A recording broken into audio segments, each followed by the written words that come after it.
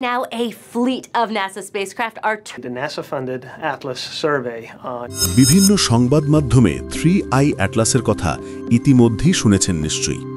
আর না শুনে থাকলেও অসুবিধে নেই, এই ভিডিওতে সব পরিষ্কার হয়ে যাবে। এটা অন্য এক নক্ষত্র জগৎ থেকে আসা 7 কিলোমিটার চওড়া এক অতিথি ঘণ্টায় 1,37,000 মাইল বেগে আমাদের সৌরজগতের মধ্যে দিয়ে ছুটে গেল। আর তার সাথে নিয়ে এলো এমন সব রাসায়নিক যা প্রকৃতিতে থাকার কথাই নয়। 3i অ্যাটলাস নামে এই অতিথি তারাগুলোর মধ্যে কি ঘুরে বেড়ায় সেই সম্পর্কে আমাদের সমস্ত নিয়ম নতুন করে লিখছে। আপনি এমন এক ধূমকেতুর কথা জানতে পারবেন যে জলের বদলে কার্বন ডাই অক্সাইডে শ্বাস নেয়, লোহার চিহ্ন ছাড়াই নিকেল ঝরায়, আর বেশিরভাগ গ্যালাক্সির বয়সের চেয়েও বেশি সময় ধরে টিকে আছে। যদি মহাজাগতিক রহস্য উন্মোচন করতে আপনার ভালো লাগে, যা মহাকাশ সম্পর্কে আমাদের সমস্ত পুরনো ধারণাকে চ্যালেঞ্জ জানায়, তাহলে লাইক বাটনে ক্লিক করুন। 3i অ্যাটলাস আমাদের টেলিস্কোপে এক মহাজাগতিক ক্ষেপণাস্ত্রের মতো আবির্ভূত হয়েছিল, যা প্রাকৃতিকভাবে তৈরি হওয়া যে কোনো কিছুর চেয়েও দ্রুত গতিতে চলছিল। 7 মাইল চওড়া এই আন্তঃনাক্ষত্রিক বা ইন্টারস্টেলার পরিভাজক আমাদের দেখা যে কোনো মহাকাশ অতিথির চেয়ে অনেক বড়। ভাবুন তো, যদি বিখ্যাত ওমুয়ামুয়া একটা চালের দানা হয়, তাহলে 3i অ্যাটলাস হবে একটা বোলিং বল। আকারের পার্থক্যটা এতটাই বিশাল যে জ্যোতির্বিজ্ঞানীরা হিসেব করে দেখেছেন এই আকারের একটা বস্তু খুঁজে পাওয়ার আগে আমাদের 10 মিলিয়ন বা 1 কোটি ছোট বস্তু খুঁজে পাওয়ার কথা। তবুও সে এখানে আছে আমাদের সমস্ত পরিসংখ্যান মডেলকে বুড়ো আঙুল দেখিয়ে। এর গতি আরও ড্রামাটিক এক গল্প বলে। 3i অ্যাটলাস ঘণ্টায় 58 কিলোমিটার প্রতি সেকেন্ডে ছুটছে, যা বিজ্ঞানীরা বলেন হাইপারবোলিক এক্সেস ভেলোসিটি। এই কঠিন শব্দটার আড়ালে একটা ভয়ঙ্কর সত্যি লুকিয়ে আছে। কোনো এক মহাপ্রলয়ঙ্করী ঘটনা এই পাহাড় সমান বরফ আর পাথরের চাইটাকে তার নিজের জগৎ থেকে এত জোরে ছুঁয়ে দিয়েছে যে তা শুধু গ্রহের মাধ্যাকর্ষণই নয়, তার মাতৃ নক্ষত্রের সম্পূর্ণ মাধ্যাকর্ষণের বাঁধন ছিঁড়ে বেরিয়ে এসেছে। এই আবিষ্কারটাও সায়েন্স ফিকশনের মতো।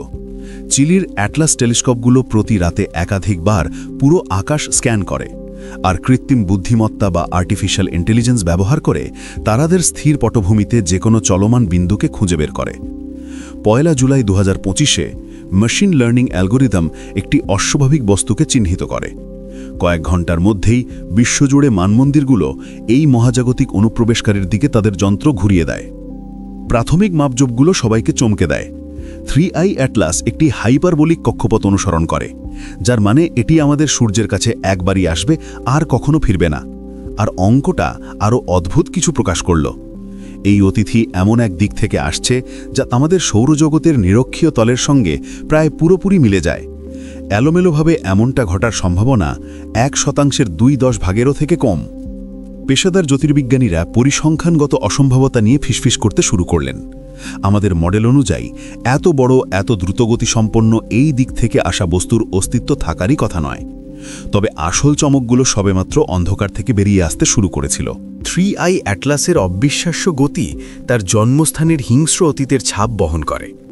58 কিলোমিটার প্রতি সেকেন্ডের এই গতি শুধু সামান্য ধাক্কার ফল নয়, এটা এমন এক গতির স্বাক্ষর যা প্রমাণ করে বস্তুটি শুধু কোনো গ্রহের টান থেকেই নয়, বরং তার মাতৃ নক্ষত্রের বাঁধন থেকেও পুরোপুরি মুক্তি পেয়েছে। ব্যাপারটা অনেকটা এমন যেন একটা বন্দুক থেকে গুলি এমন জোরে ছোড়া হলো যে তা শুধু বন্দুক থেকেই বেরোলো না, বরং পৃথিবীর মাধ্যাকর্ষণ ছিঁড়ে মহাকাশে চিরতরে হারিয়ে গেল। এই গতি তৈরির পেছনের পদার্থবিদ্যা কিছু ভয়াবহ পরিস্থিতির কথা বলে। কম্পিউটার সিমুলেশন দেখায় যে এই গতি অর্জন করার জন্য বৃহস্পতির মতো বিশাল বস্তুর সাথে মহাকর্ষীয় সংঘর্ষের প্রয়োজন। ভাবুন তো, কোটি কোটি বছর আগে 3i অ্যাটলাস কোনো দূরবর্তী সৌরজগতে শান্তিতে ঘুরছিল। তারপর বিশাল গ্রহগুলো ভেতরের দিকে আসতে শুরু করল, আর তাদের মহাকর্ষীয় ক্ষেত্রগুলো বাইরের অঞ্চলে বিশৃঙ্খলা তৈরি করল, যেখানে ধূমকেতু আর গ্রহাণুরা থাকে। এই মহাজাগতিক বিলিয়ার্ড খেলায় ছোট বস্তুগুলো মার্বেলের মতো ছিটকে যায়, কিছু গ্রহের সাথে ধাক্কা খায় আর কিছু মাঝারি গতিতে বেরিয়ে যায়। কিন্তু মাঝে মাঝে মাধ্যাকর্ষণের অঙ্কটা এমনভাবে মিলে যায় যে বিজ্ঞানীরা যাকে বলেন গ্র্যাভিটেশনাল স্লিংশট এফেক্ট, তা তৈরি হয়। বস্তুটি প্রচণ্ড গতি লাভ করে আর তার নক্ষত্র জগৎ থেকে পুরোপুরি মুক্ত হয়ে কোটি কোটি বছরের এক আন্তঃনাক্ষত্রিক যাত্রা শুরু করে। অন্যান্য সম্ভাবনাগুলো আরও ড্রামাটিক। ভাবুন, 3i অ্যাটলাস এমন এক বাইনারি স্টার সিস্টেম বা জোড়া তারা জগতে তৈরি হয়েছিল যেখানে দুটো সূর্য একে অপরকে প্রদক্ষিণ করে। সময়ের সাথে একটা তারা হয়তো লাল দৈত্য বা রেড জায়ান্ট এ পরিণত হয়, আর তার প্রসারিত বায়ুমণ্ডল ছোট বস্তুগুলোকে প্রচণ্ড শক্তিতে মহাকাশে ছুড়ে দেয়। 3i অ্যাটলাসের গতি সময় আর দূরত্ব সম্পর্কেও এক গভীর সত্য প্রকাশ করে। এই গতিতে বস্তুটি কোটি কোটি বছর ধরে আন্তঃনাক্ষত্রিক মহাকাশে ভ্রমণ করছে। সে তারাদের মধ্যবর্তী কঠোর বিকিরণের পরিবেশেও টিকে গেছে, যেখানে কসমিক রশ্মি পৃষ্ঠের উপাদানগুলোকে ছিঁড়ে ফেলে আর দূরবর্তী নক্ষত্রের সৌরবায়ু ছোট বস্তুগুলোকে ধ্বংস করে দেয়। তবুও 3i অ্যাটলাস এই যাত্রাটা অক্ষতভাবে সহ্য করেছে। তার ভেতরের গঠন এক প্রাচীন নক্ষত্র জগতের টাইম ক্যাপসুলের মতো সংরক্ষিত। এর কক্ষপথের অঙ্ক ইঙ্গিত করে যে 3i Atlas galactic thick disk নামে এক অঞ্চল থেকে এসেছে, প্রাচীন নক্ষত্রের এক সমাবেশ যা মিল্কি ওয়ে যখন তরুণ এবং বিশৃঙ্খল ছিল তখন তৈরি হয়েছিল। 3i অ্যাটলাস চিরকাল অদৃশ্যই থেকে যাওয়ার কথা ছিল, কিন্তু কৃত্রিম বুদ্ধিমত্তা তাকে এমন এক মহাজাগতিক সৌভাগ্যের মুহূর্তে ধরে ফেলল যা মানব ইতিহাসে একবারই ঘটে। অ্যাটলাস টেলিস্কোপ নেটওয়ার্ক এক রোবোটিক প্রহরীর মতো কাজ করে। প্রতি রাতে আকাশের বিশাল অংশ একাধিকবার স্ক্যান করে। কৃত্রিম বুদ্ধিমত্তা প্রতি রাতে 100 গিগাবাইটেরও বেশি ডেটা প্রসেস করে। 3i অ্যাটলাসকে খুঁজে বার করার জন্য এমন একটা আলোর বিন্দু শনাক্ত করতে হয়েছিল যা ছবিগুলোর মধ্যে ঠিক ততটাই নড়াচড়া করেছে যা গতি হিসেবে ধরা পড়ে, কিন্তু এতটাও বেশি নয় যে তা একটা রেখা বা দাগের মতো দেখায়। বস্তুটির হাইপারবোলিক গতির মানে হল এটি সাধারণ গ্রহাণু বা ধূমকেতুর চেয়ে দ্রুত আকাশে অতিক্রম করে, যার ফলে এটিকে শনাক্ত করার সময়সীমা কয়েক মাসের বদলে কয়েক দিনে নেমে আসে। ওই সময়টা মিস করলে অতিথিটি চিরকাল আমাদের সৌরজগতের বাইরের অন্ধকারে হারিয়ে যাবে। মেশিন লার্নিং অ্যালগরিদমগুলো, যেগুলো বছরের পর বছর ধরে আকাশ সমীক্ষার ডেটার উপর প্রশিক্ষিত ছিল, তারা আসল জ্যোতির্বৈজ্ঞানিক বস্তু আর যন্ত্রের ত্রুটির মধ্যে সূক্ষ্ম পার্থক্যগুলো চিনতে শিখেছিল। আবিষ্কারের সময়টাও ছিল এক জ্যোতির্বৈজ্ঞানিক সৌভাগ্য। 3i অ্যাটলাস এমন এক সময় আকাশের এমন এক অঞ্চলের মধ্যে দিয়ে যাচ্ছিল যে অ্যাটলাস নিয়মিত সমীক্ষা করে, আর সেই সময়ে আবহাওয়াও পরিষ্কার ছিল।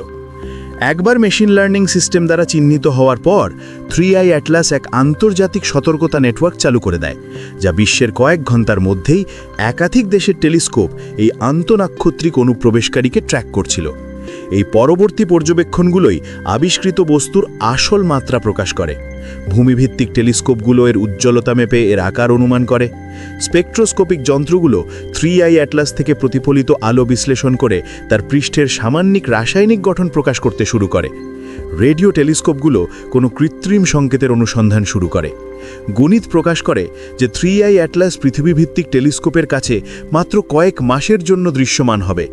তবে রাসায়নিক বিশ্লেষণ শীঘ্রই এমন সংকেত প্রকাশ করবে যা প্রকৃতিতে এর আগে কখনো দেখা যায়নি।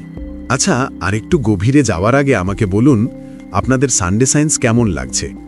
কমেন্টে জানাবেন আপনি কোথা থেকে আমাদের শুনছেন। আর আপনি চাইলে মোবাইলটা পাশে রেখে চোখ বন্ধ করে শুনতে পারেন, এতে যাত্রাটা আরও বৈচিত্র্যময় হবে। চলুন আরেকটু এগোনো যাক। 3i আর অ্যাটলাস এমন সব রাসায়নিক ঝড়ায় যা একসাথে কোনো পরিচিত প্রাকৃতিক বস্তুতে থাকারই কথা নয়। যখন প্রথম স্পেকট্রোস্কোপিক পরিমাপগুলো এলো, জ্যোতির্বিজ্ঞানীরা এমন ডেটার দিকে তাকিয়েছিলেন যা ধূমকেতুর রাসায়ন সম্পর্কে প্রাথমিক ধারণাকেই লঙ্ঘন করে। মানবজাতির দ্বারা অধীত প্রতিটি ধূমকেতুই জল, কার্বন মনোক্সাইড এবং কার্বন ডাইঅক্সাইডের নির্দিষ্ট অনুপাত দেখায়। 3i আর অ্যাটলাস এই প্যাটার্নগুলো পুরোপুরি ভেঙে দিয়েছে। প্রাথমিক রাসায়নিক ছাপটি দেখালো যে কার্বন ডাইঅক্সাইড নির্গমনই বাকি সব কিছুকে ছাপিয়ে যাচ্ছে। সাধারণ ধূমকেতুগুলো বেশিরভাগই জলীয় বাষ্প ত্যাগ করে, যা পরিচিত উজ্জ্বল লেজ তৈরি করে। কিন্তু 3i আর অ্যাটলাস এর পরিবর্তে এমন অনুপাতে কার্বন ডাইঅক্সাইড ছড়াচ্ছে যা জলের উৎপাদনকে এতটাই ছাপিয়ে গেছে যা স্বাভাবিক পরিস্থিতিতে শারীরিকভাবেই অসম্ভব। রসায়ন আরও অদ্ভুত হয়ে ওঠে যখন দেখা যায় যা থাকার কথা কিন্তু নেই। জলীয় বাষ্প, যা আমাদের সৌরজগতের ধূমকেতুতে সবচেয়ে সাধারণ উপাদান, তা 3i আর অ্যাটলাসে স্বাভাবিকের চেয়ে অনেক কম পরিমাণে রয়েছে। কার্বন মনোক্সাইড, যা সাধারণত নক্ষত্র জগতের ঠান্ডা বাইরের অঞ্চলে তৈরি হওয়া বস্তুতে প্রচুর পরিমাণে থাকে, তাও প্রত্যাশার চেয়ে কম পরিমাণে দেখা যায়। আরও পাজলিং হল জৈব রসায়নের সংকেত। 3i আর অ্যাটলাসে জটিল কার্বন চেন অণুর প্রমাণ পাওয়া যায়, কিন্তু এমন অনুপাতে যা আগে অধীত কোনো ধূমকেতুতে দেখা যায়নি। বস্তুটিতে সায়ানাইড যৌগের উপস্থিতিরও প্রমাণ পাওয়া গেছে।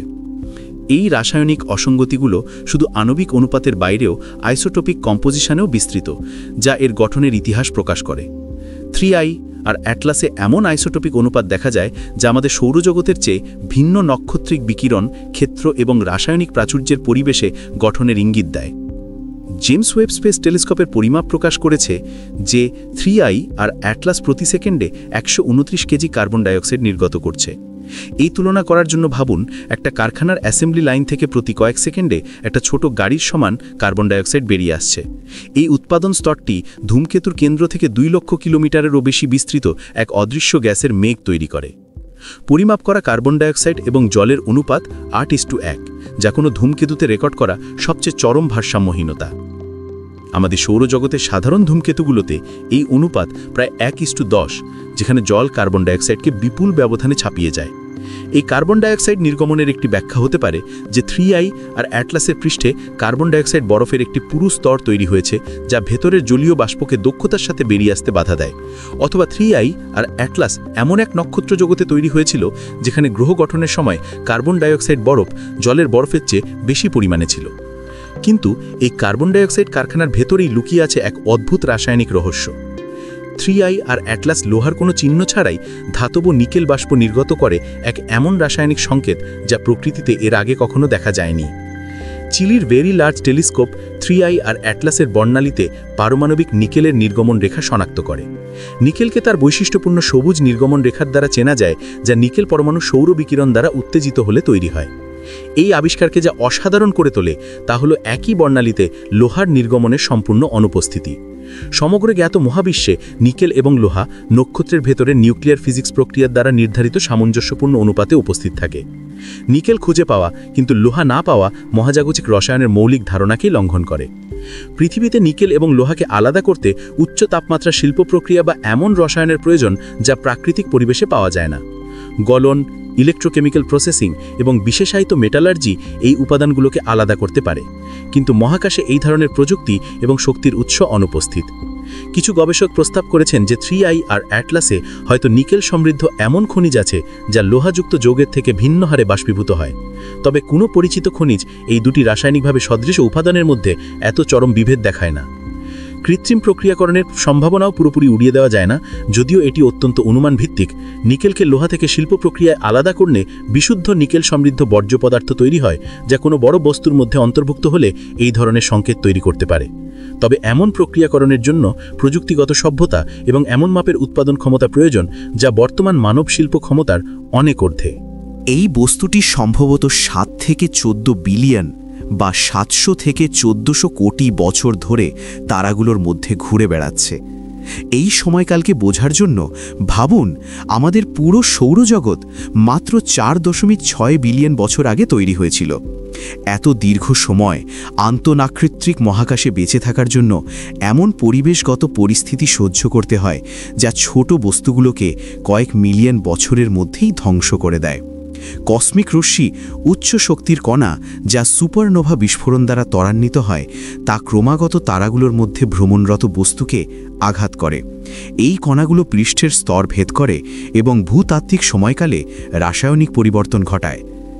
7 কিলোমিটার ব্যাসের 3i বাই অ্যাটলাস এই সংকটময় আকারের সীমাটি যথেষ্ট ব্যবধানে অতিক্রম করে, যার ফলে এটি সেই বোমা বর্ষণ থেকে বেঁচে থাকতে পারে যা ছোট আন্তঃনাক্ষত্রিক পরিব্রাজকদের ধ্বংস করে দিত। এই শতকোটি বছরের যাত্রায় 3i বাই অ্যাটলাসের পৃষ্ঠে সম্ভবত গবেষকরা যাকে বলেন বিকিরণ প্রক্রিয়াজাত ভূত্বক বা রেডিয়েশন প্রসেসড ক্রাস্ট তৈরি হয়েছে। কসমিক রশ্মির আঘাত পৃষ্ঠের উপাদানের রাসায়নিক বন্ধন ভেঙে দেয়, নতুন যৌগ তৈরি করে। 3i বাই অ্যাটলাসের ভেতরের তাপমাত্রা তার যাত্রার সময় পরম শূন্যের কাছাকাছি প্রায় -230 ডিগ্রি সেলসিয়াসে ছিল। এই তাপমাত্রায় রাসায়নিক বিক্রিয়া অত্যন্ত ধীর গতিতে চলে, যা কোটি কোটি বছর আগে তার মাতৃ নক্ষত্র জগতে তৈরি হওয়া মূল গঠনকে সংরক্ষণ করতে সাহায্য করেছে। বস্তুটি এসেনশিয়ালি একটি হিমায়িত টাইম ক্যাপসুলে পরিণত হয়েছে, যা প্রাচীন গ্রহ গঠনের উপাদানের আদিম নমুনা বহন করছে।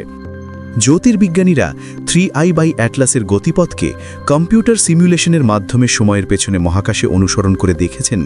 কোটি কোটি তারার মহাকর্ষীয় প্রভাবকে হিসেব করে তারা এর উৎস খুঁজে বের করার চেষ্টা করেছেন। আর এই গণনাগুলো ইঙ্গিত দিচ্ছে বস্তুটি ছায়াপথের থিক ডিস্ক বা থিক ডিস্ক নামক এক অঞ্চল থেকে এসেছে। প্রাচীন নক্ষত্রের এক সমাবেশ যা মিল্কি ওয়ে যখন তরুণ ও বিশৃঙ্খল ছিল প্রায় 1000 কোটি বছর আগে তৈরি হয়েছিল। আমাদের ছায়াপথ মিল্কি ওয়ে বিভিন্ন অংশে বিভক্ত। আমরা যে থিন ডিস্কে বাস করি সেখানে নবীন নক্ষত্ররা রয়েছে, কিন্তু থিক ডিস্ক হল এর চেয়েও পুরনো, যা ছায়াপথের হিংস্র যৌবনের এক জীবাশ্ম রেকর্ড। সেই সময় নক্ষত্র গঠনের হার ছিল আজকের থেকে 10 গুণ বেশি, আর বিশাল নক্ষত্রের বিস্ফোরণ আন্তঃনাক্ষত্রিক মহাকাশকে ভারী মৌল দিয়ে সমৃদ্ধ করছিল। এই থিক ডিস্কের নক্ষত্রগুলোর রাসায়নিক গঠন আমাদের সূর্যের চেয়ে অনেকটাই আলাদা। 3i বাই অ্যাটলাস এই প্রাচীন রাসায়নিক স্বাক্ষরই বহন করে চলেছে। এর মেটালিসিটি অর্থাৎ হাইড্রোজেন ও হিলিয়ামের চেয়ে ভারী মৌলের প্রাচুর্য থিক ডিস্কের নক্ষত্র জনসংখ্যার সাথে মিলে যায়। থিক ডিস্ক পরিবেশে গঠন হওয়ার ফলে 3i বাই অ্যাটলাসকে এমন পরিস্থিতির সম্মুখীন হতে হয়েছে যা আমাদের স্থানীয় ছায়াপথের আশেপাশে নেই। সেখানে নক্ষত্রের ঘনত্ব বেশি, যা প্রকাশ প্রত্যাশিত তাদের জগৎ থেকে তারকণাকে ছিটকে দেওয়ার মতো মহাকর্ষীয় সংঘর্ষের সম্ভাবনা বাড়িয়ে দেয়। থিক ডিস্কের তারারা যখন তৈরি হয়েছিল তখন ছায়াপথ অন্যান্য ছোট স্যাটেলাইট গ্যালাক্সির সাথে বড় ধরনের সংঘর্ষে লিপ্ত ছিল। এই সংঘর্ষগুলো নক্ষত্র গঠনের ঝড় তুলেছিল, আর 3i বাই অ্যাটলাসের মতো বস্তুগুলোকে আন্তঃনাক্ষত্রিক মহাকাশে ছড়িয়ে দেওয়ার জন্য প্রয়োজনীয় বিশৃঙ্খল মহাকর্ষীয় পরিবেশ তৈরি করেছিল। বস্তুটি সম্ভবত মহাজাগতিক দুপুর বা কসমিক নুনের যুগের ধ্বংসাবশেষ, বিগ ব্যাংয়ের প্রায় 200 থেকে 300 কোটি বছর পরের সময়কাল, যখন মহাবিশ্ব জুড়ে নক্ষত্র গঠনের হার সব থেকে বেশি ছিল। এই রহস্যময় অতিথির গল্পটা শুধু তার রসায়ন বা বয়স দিয়েই অদ্ভুত নয়, এর আকার, এর আসার ধরন সব কিছুই পরিসংখ্যানের নিয়মকে এমনভাবে ভাঙে যে বিজ্ঞানীরা একে প্রায় অসম্ভব বলে মনে করছেন। 3i অ্যাটলাসের 7 কিলোমিটার ব্যাস একে প্রায় 1 ট্রিলিয়ন কেজি ভরের এক বিশাল বস্তুতে পরিণত করেছে। ওমুয়ামুয়া প্রথম আন্তঃনক্ষত্রিক অতিথি ছিল প্রায় 400 মিটার লম্বা। বরিসভ প্রথম আন্তঃনক্ষত্রিক ধূমকেতু ছিল প্রায় 1 কিলোমিটার চওড়া। 3i অ্যাটলাস এই দুটোকেই এমন বিপুল ব্যবধানে ছাড়িয়ে গেছে যা পরিসংখ্যানের বিশ্বাসযোগ্যতাকেই প্রশ্নের মুখে ফেলে দেয়। মহাকাশে বস্তুর আকারের বণ্টন সাধারণত একটি পাওয়ার ল মেনে চলে, যেখানে ছোট বস্তুর সংখ্যা বড় বস্তুর চেয়ে বিপুল পরিমাণে বেশি হয়। সহজ কথায় 1000টা মোটর বাইকের জন্য হয়তো একটা ট্রাক রাস্তায় দেখা যায়, কিন্তু 3i অ্যাটলাসকে খুঁজে পাওয়াটা অনেকটা রাস্তায় নেমেই পরপর 3টে ট্রাক দেখার মতো, যেখানে আপনি আশা করছিলেন শুধু মোটর বাইকই দেখবেন। এই পরিসংখ্যানগত অসামঞ্জস্য আমাদের হয়তো এটাই বলছে যে আন্তঃনক্ষত্রিক বস্তুদের সংখ্যা বা তাদের ছিটকে আসার পদ্ধতি সম্পর্কে আমাদের ধারণায় ভুল রয়েছে, আর এর কক্ষপথের বিন্যাস তো এই অসম্ভবতাকে আরও বাড়িয়ে তোলে। 3i অ্যাটলাস এমন এক পথে আমাদের সৌরজগতে প্রবেশ করেছে যা পৃথিবীর কক্ষপথের তল বা ইক্লিপ্টিক প্লেনের সাথে প্রায় পুরোপুরি মিলে যায়। এলোমেলোভাবে মহাকাশ থেকে আসা কোনো বস্তুর জন্য এমনভাবে আসাটা প্রায় গাণিতিকভাবে অসম্ভব। এর সম্ভাবনা 0.2%-এরও কম। কিছু গবেষক অ্যানথ্রোপিক সিলেকশন বা পর্যবেক্ষণগত কক্ষপথ দিয়ে এর ব্যাখ্যা দেওয়ার চেষ্টা করছেন। হয়তো এই ধরনের কক্ষপথে আসা বস্তুগুলোকেই আমরা সহজে শনাক্ত করতে পারি, কিন্তু অসম্ভাবতার মাত্রা এতটাই বেশি যে এই ব্যাখ্যাও যথেষ্ট বলে মনে হচ্ছে না। আরও চাঞ্চল্যকর তথ্যগুলো বলছে যে 3i অ্যাটলাস হয়তো কোনো এলোমেলো পরিব্রাজক নয়, বরং এমন কোনো নক্ষত্রিক জগৎ থেকে এসেছে যার সাথে আমাদের সৌরজগতের কোনো বিশেষ জ্যামিতিক সম্পর্ক রয়েছে। যখন মানব ইতিহাসের সবচেয়ে শক্তিশালী টেলিস্কোপ জেমস ওয়েব 3i অ্যাটলাসের দিকে তার চোখ ফেরালো, তখন যা দেখা গেল তা পদার্থবিদ্যার নিয়মকেই চ্যালেঞ্জ করল। ওয়েবের ইনফ্রারেড দৃষ্টিশক্তি ধুলো আর গ্যাস ভেদ করে এমন আণবিক গঠন দেখতে পায় যা ভূমিভিত্তিক যন্ত্রের কাছে অদৃশ্য। ওয়েব নিশ্চিত করল যে কার্বন ডাইঅক্সাইডের নির্গমন জলের চেয়ে 8 গুণ বেশি, কিন্তু এর সাথে সে আরও দেখালো যে এই গ্যাস নির্গমন ধূমকেতুর সব জায়গা থেকে সমানভাবে হচ্ছে না, বরং নির্দিষ্ট কিছু অঞ্চল থেকে বেশি হচ্ছে। ওয়েব আরও শনাক্ত করল জটিল জৈব অণু, কার্বন চেইন, নাইট্রাইল এবং অর্গ্যানিক পলিমার, কিন্তু এমন অনুপাতে যা আমাদের সৌরজগতের কোনো ধূমকেতুতে আগে দেখা যায়নি। কিন্তু সবচেয়ে চাঞ্চল্যকর রেভেলেশন এলো আইসোটোপিক কম্পোজিশনের পরিমাপ থেকে। কার্বন, নাইট্রোজেন এবং অক্সিজেনের আইসোটোপ অনুপাত আমাদের সৌরজগতের মান এবং সাধারণ আন্তঃনাক্ষত্রিক মাধ্যমের গঠন থেকে অনেকটাই আলাদা। এই আইসোটোপিক স্বাক্ষরগুলো ইঙ্গিত দেয় যে 3I অ্যাটলাস এমন এক নাক্ষত্রিক পরিবেশে তৈরি হয়েছে যেখানে নিউক্লিয়ার ফিজিক্সের পরিস্থিতি আমাদের সূর্যের চারপাশের চেয়ে ভিন্ন ছিল। আরও পাজলিং হল সেই সব অণুর অনুপস্থিতি যা থাকার কথা কিন্তু নেই। 3I অ্যাটলাসে মিথেন, অ্যামোনিয়া বা হাইড্রোজেন সালফাইডের কোনো চিহ্ন পাওয়া যায়নি, যা বেশিরভাগ সৌরজগতের ধূমকেতুতে পাওয়া যায়। তবে সবচেয়ে বিতর্কিত তত্ত্বের জন্ম দিল ধাতব উপাদানের পরিমাপ, যা এর কৃত্রিম উৎসর দিকে ইঙ্গিত করছিল। 3I অ্যাটলাসের অদ্ভুত কক্ষপথ, অভূতপূর্ব রাসায়নিক স্বাক্ষর এবং পরিসংখ্যানগত অসামঞ্জস্য অনলাইন জগতে এমন সব তত্ত্বের জন্ম দেয় যা থেকে মনে হতে পারে এটি হয়তো কোনো প্রাকৃতিক বস্তু নয়, বরং কৃত্রিম প্রযুক্তি। সোশ্যাল মিডিয়া এবং অ্যাস্ট্রোনমি ফোরামগুলো এলিয়েন স্পেসক্রাফট বা স্বয়ংক্রিয় প্রোবের মতো সায়েন্স ফিকশন চিত্রের সাথে 3I অ্যাটলাসের তুলনা করে আলোচনায় মুখরিত হয়ে ওঠে। হার্ভার্ডের পদার্থবিদ আভি লোয়েবের মতো ব্যক্তিত্বরাও এর অস্বাভাবিক বৈশিষ্ট্যগুলোকে তুলে ধরেন, যা আগুনে ঘি ঢালে। এই জল্পনা কল্পনার দ্রুত প্রসার নাসা, ইউরোপিয়ান স্পেস এজেন্সির মতো সংস্থাগুলোকে আনুষ্ঠানিক প্রতিক্রিয়া জানাতে বাধ্য করে। নাসা এবং অন্যান্য সংস্থা ব্যাখ্যা করে যে আন্তঃনক্ষত্রিক মহাকাশে কোটি কোটি বছরের বিবর্তনের মধ্যে দিয়ে ধূমকেতুর নিউক্লিয়াস জটিল অভ্যন্তরীণ গঠন এবং রাসায়নিক গঠন তৈরি করতে পারে, যা কৃত্রিম উৎস ছাড়াই অস্বাভাবিক সংকেত তৈরি করতে পারে। নিকেল এবং লোহার বিভাজনের বিষয়ে তারা ব্যাখ্যা করেন যে সিলেক্টিভ সাবলিমেশন বা বাছাইকৃত বাষ্পীভবন প্রক্রিয়ার মাধ্যমে নির্দিষ্ট ধাতব উপাদানগুলো বেরিয়ে আসতে পারে। কক্ষপথের পরিসংখ্যানগত অসামঞ্জস্যের বিষয়ে তারা পর্যবেক্ষণগত পক্ষপাতের কথা তুলে ধরেন। রেডিও টেলিস্কোপ দিয়ে 3I অ্যাটলাস থেকে কোনো কৃত্রিম সংকেত খোঁজা হলেও প্রাকৃতিক তাপীয় বিকিরণ ছাড়া আর কিছুই পাওয়া যায়নি। সুতরাং বিজ্ঞানীদের সম্মিলিত ঐক্যমত হল 3I অ্যাটলাস একটি অস্বাভাবিক কিন্তু প্রাকৃতিক আন্তঃনাক্ষত্রিক ধূমকেতু, যার বৈশিষ্ট্যগুলো আমাদের সৌরজগতের বাইরের গ্রহ গঠনের পরিবেশের বৈচিত্র্যকে তুলে ধরে। 3I অ্যাটলাস আমাদের সূর্যের সবচেয়ে কাছে পৌঁছাবে 30 অক্টোবর 2025-এ। এই ঘটনাটিকে পেরিহিলিয়ান প্যাসেজ বলা হয়, কিন্তু মহাজাগতিক অনুপাতের এক জ্যোতির্বিজ্ঞানের ট্র্যাজেডিতে ঠিক সেই সময়েই 3I অ্যাটলাস পৃথিবীর দৃষ্টিকোণ থেকে সূর্যের ঠিক পেছনে অবস্থান করবে, যা সোলার কনজাংশন নামে পরিচিত। আমাদের তারার উজ্জ্বল আলো ধূমকেতু থেকে প্রতিফলিত যে কোনো আলোকে পুরোপুরি ছাপিয়ে দেবে, যার ফলে পৃথিবীর সবচেয়ে শক্তিশালী টেলিস্কোপ দিয়েও তাকে সরাসরি পর্যবেক্ষণ করা অসম্ভব হবে। এর মানে হল মানবজাতি 3I অ্যাটলাসের সবচেয়ে সক্রিয় পর্যায়টা দেখা থেকে বঞ্চিত হবে, যখন এর গ্যাস উৎপাদন সর্বোচ্চ হবে এবং সম্ভবত এর বৃহত্তম লেজ তৈরি হবে। কম্পিউটার মডেলগুলো ভবিষ্যৎবাণী করছে যে পেরিহিলিয়ন উত্তাপ হয়তো এর নিউক্লিয়াসে কাঠামোগত পরিবর্তন আনবে, এমনকি একে টুকরো টুকরো করে দিতে পারে। তবে একটা আশার আলো আছে। আমাদের সৌরজগতের বিভিন্ন স্থানে থাকা মহাকাশ যানগুলো এই দৃশ্য দেখার জন্য অনন্য সুযোগ পাবে। বিশেষ করে মঙ্গল গ্রহকে প্রদক্ষিণকারী মহাকাশ যানগুলো Mars reconnaissance orbiter, Mars express এবং এক্সোমার্স ট্রেস গ্যাস অরবিটার পৃথিবী থেকে অসম্ভব অ্যাঙ্গেলে 3I অ্যাটলাসের ছবি তুলবে, যা হাবল স্পেস টেলিস্কোপের চেয়েও ভালো রেজলিউশন দিতে পারে।